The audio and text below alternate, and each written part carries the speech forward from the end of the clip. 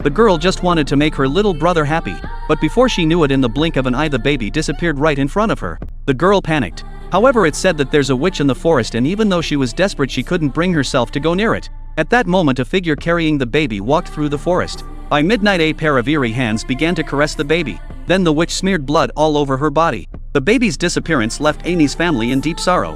Her mother cried every day, grieving the loss of her youngest brother. Amy also felt guilty. Thankfully, she still had another brother to comfort her. But little did they know, an evil force was slowly drawing closer to their happy family. A week later, their homegrown corn went bad and they had no food to last the winter. So the father decided to take Carl to the forest to hunt. Since Amy's family had disagreements with the local church, they had been exiled and could only live at the edge of the wilderness. But the terrifying thing was, it was said that there was a witch in the forest, and since they couldn't find refuge from the church, they were too scared to step into the woods. Yet with no food left, they had no other choice. Although Carl was terrified, he still went into the forest with his father. Soon they spotted a rabbit ahead. The father immediately took aim with his gun, but the rabbit got away and instead the gun went off and injured him. The rabbit escaped, and they didn't realize that this rabbit was actually the witch in disguise. That day the siblings were by the river. Suddenly the younger sister jumped out and said Amy is a witch. She stole the baby.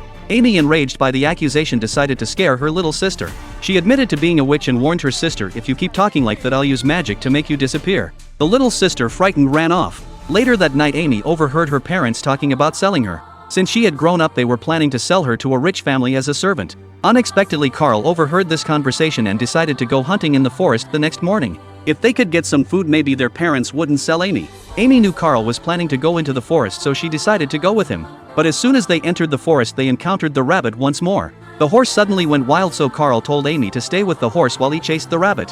When Amy returned home, the younger sister immediately told their mother Amy is a witch. She's the one who caused Carl's injury, and she even threatened to make me disappear. Amy quickly denied it, saying that she often saw her sister talking to the sheep. She believed her sister was the real witch. Their father, unable to tell the truth, locked Amy, Carl, and the little sister in the sheep pen. That night the three of them heard strange noises. They got up to investigate but were stunned by what they saw.